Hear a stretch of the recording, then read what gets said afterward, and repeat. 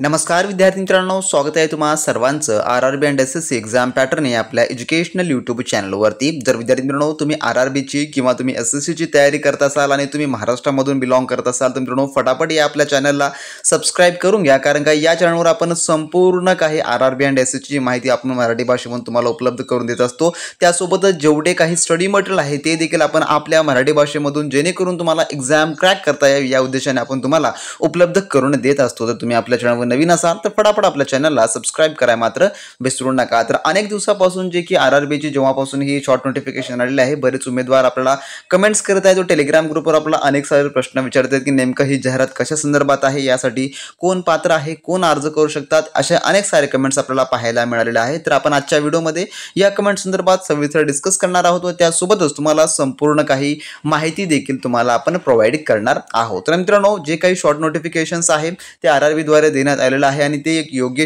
जे की आहे ज्यामध्ये कसल्या प्रकारची फेक माहिती नाही दिलेली आहे आणि याची जाहिरात देखील आता अपकमिंग आहे। तर नेमकं जाहिरातीमध्ये कोणकोणती पदे आहेत, त्यासाठी पे लेवल काय आहे आणि पात्र कोण असणार आहे। तर मित्रांनो ही जी पदभरती आहे जी की तुम्ही या ठिकाणी पाहू शकता, भारत सरकार रेल्वे मंत्रालयाद्वारे देण्यात आलेली माहिती आहे। रेल्वे भरती बोर्ड ज्याला आपण आरआरबी किंवा रेल्वे रिक्रुटमेंट बोर्ड असं देखील म्हणतो। तर केंद्रीकृत रोजगार सूचना सीईप जे की यांचा जो ॲडव्हर्टाइज नंबर आहे 3/2025 ची तिसरी ॲडव्हर्टाइजमेंट आहे आणि यामध्ये पॅरामेडिकल श्रेणीच्या विविध पदभरतीसाठी जी आहे थोडक्यात भरती आहे। तर यामध्ये जेवढे काही पॅरामेडिकलचे जागा दिलेल्या आहेत त्या संपूर्णसाठीच तुम्ही अर्ज करू शकता, फक्त त्यासाठी तुमची शैक्षणिक पात्रता असणं आवश्यक आहे आणि यासाठी अर्ज जे आहे ऑल इंडिया लेवलमधून येणारे असेल, त्यामुळे यासाठी कॉन्फिडेशन देखील तेवढ्याच लेवलचा असणार आहे। परंतु तुम्हाला घाबरण्याची आवश्यकता नाही, कारण का तुम्ही जे आहे RRB and SSC exam pattern आपल्या चॅनलला जर फॉलो केला असाल तर तुम्हाला संपूर्ण काही यासाठी लागणारं ए टू झेड आपण स्टडी मटेरियल जे की आपण आपल्या चॅनलवर तुम्हाला उपलब्ध करून देत असतो। त्यासोबतच याची आपले व्हिडिओ लेक्चर सिरीज देखील तुम्हाला जर हवी असेल तर तुम्ही कमेंट बॉक्समध्ये कमेंट करून सांगा,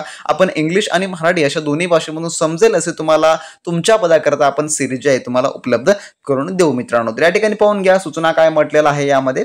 तर खाली दिलेल्या वेळापत्रकात दिलेल्या विविध कोटींच्या पदांसाठी पात्र उमेदवारांकडून जे की अर्ज मागविले जात आहेत, अर्ज जमा करण्याचा अंतिम तारीख जे की 8 सप्टेंबर जो की असणार असेल, तर फक्त ऑनलाईन पद्धतीनेच अर्ज जमा करावे। तर थोडक्यामध्ये जे आरआरबीची एक्झाम आहे जसं की आपल्याला यापूर्वी माहिती होतं मराठी आणि इंग्लिश आणि हिंदी या दोनच भाषेमध्ये होत होती, परंतु आता जी आहे ही एक्झाम आता मराठीमध्ये देखील होणारी आहे। तर तुम्ही कोणत्याही पदाकरता जसं की ग्रुप डी असो, एनटीपीसी असो किंवा इतर कोणतीही पोस्ट असो आरआरबीची, त्यामध्ये तुम्हाला मराठी हा पर्याय उपलब्ध करून दिला जाणारा असणार आहे। त्यामुळे ही देखील परीक्षा तुमची मराठीमध्ये होऊ शकते, त्यामुळे घाबरण्यासारखं कोणतंही कारण नाही आहे। तर याचे ऑनलाईन अर्ज 9 ऑगस्ट पासून सुरू होत आहेत, 8 सप्टेंबर जे की याची शेवटची तारीख असणारी आहे। जेव्हा याची डिटेल नोटिफिकेशन येईल तेव्हा आपण तुम्हाला संपूर्ण काही त्यामध्ये सांगून टाकू मित्रांनो। जर तुम्हाला याची तयारी करायची असेल आणि तुम्हाला यासाठी जर योग्य ते स्टडी मटेरियल हवा असेल परिपूर्ण जे की कोणत्याही पदाकरता यापैकी, तर डिस्क्रिप्शन बॉक्समध्ये आपल्या सेलरची लिंक दिली आहे, तुम्ही त्यांच्याशी कॉन्टॅक्ट करून त्या ठिकाणी तुमचं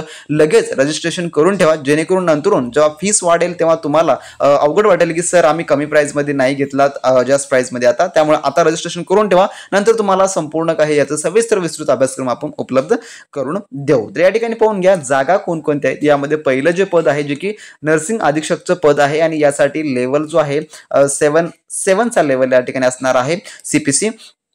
त्यानंतर प्रारंभिक वेतन म्हणजे सुरुवातीचं वेतन 44,900 पासून या ठिकाणी तुम्हाला पेमेंट सुरू होणार आहे, ज्यापैकी जागा ज्या आहेत 272 जागा आहेत जे की नर्सिंग सुप्रिटेंडंटसाठी ही जागा आहे। तर यासाठी एलिजिबिलिटी काय लागणार असेल तर फक्त तुमचं जीएनएम होणं आवश्यक आहे। तर जीएनएम झालेले जेवढे काही या ठिकाणी मैत्रिणी किंवा मित्र असतील तर जीएनएम धारकांना या ठिकाणी एक सुवर्ण संधी आहे सेंट्रल सेक्टरमध्ये जॉब करण्याची, आणि त्यासाठी तुम्हाला फक्त जे आहे याच्या ऑनलाईन अर्ज जेव्हा सुरू होतील तेव्हा लवकरात लवकर भरून आपलं स्टडी मटेरियल घेऊन तुम्हाला तयारीला लागणं अतिशय इम्पॉर्टंट आहे। तर याचे आपले क्लासेस वगैरे तुम्हाला जर पाहिजे असतील तर कमेंट बॉक्समध्ये सांगा, ते देखील तुम्हाला मिळून जातील। त्यानंतर डायलिसिस टेक्निशियन जे आहे जे की पे लेवल 6 असणार आहे, यामध्ये 35,400 पासून सॅलरी असेल, तर यासाठी 4 जागा फक्त या ठिकाणी रिक्त आहेत। त्यानंतर स्वास्थ्य आणि मलेरिया निरीक्षक ग्रेड 2चं पद आहे, यासाठी पे लेवल 6 असणार आहे। जे की सॅलरी सेम असणारी आहे आणि यासाठी जागा थोडक्यामध्ये 33 जागा या ठिकाणी जो की रिक्त आहेत भरल्या जाणाऱ्या आहेत 33 जागा. त्यानंतर फार्मसीसाठी पाहून घ्या. फार्मसीसाठी जे काही डिप्लोमा कोर्सेस वगैरे असतील ते या ठिकाणी पात्र असणार की नाही हे आपल्याला डिटेल ॲडव्हर्टाइजमेंट आल्यावर कळेल. परंतु फार्मसी जे आपल्या महाराष्ट्रामधल्या जी सध्याला DMR चालू आहे त्यासाठी जे लेवल आहे तेच या ठिकाणी असणार असेल. आणि पे लेवल पाहून घ्या. या ठिकाणी पे लेवल आपल्याला 5 मिळणार आहे जे की 29,200 पासून स्टार्टिंग तर जे काही आता एंडिंग असेल ते लाखोमध्ये जाणार असेल. त्यानंतर याची जागा 105 जागा जे की भरल्या जाणार आहेत. तर जागा या ठिकाणी पाहता जे की ऑल इंडिया लेवलला याच्यासाठी अर्ज पण तेवढे येत नाहीत, परंतु एक मिडियम टाईपमध्ये रेंजमध्ये अर्ज येत असल्यामुळे कॉम्पिटिशन देखील बऱ्याच प्रकारचं असणार आहे. तर परीक्षा कोण घेत असतं? जे की TCS आपल्याला माहितीच आहे जे की RRBची कंडक्ट करत असतं. त्यानंतर रेडिओग्राफर एक्सरे टेक्निशियनसाठी लेवल 5 जे की वेतन असणार असेल आणि जागा 4 आहेत. त्यानंतर ECG टेक्निशियन लेवल 4 या ठिकाणी तुम्हाला जे की पे लेवल असेल आणि जागा 4 आहेत. त्यानंतर लॅबोरेटरी जे काही सहाय्यक ग्रेड सेकंडचं पद आहे यासाठी 12 जागा आहेत. अशी एकूण मिळून जे आहे तब्बल 434 जागांसाठीची ही जी आहे पदभरती थोडक्यामध्ये जाहीर करण्यात आलेली आहे.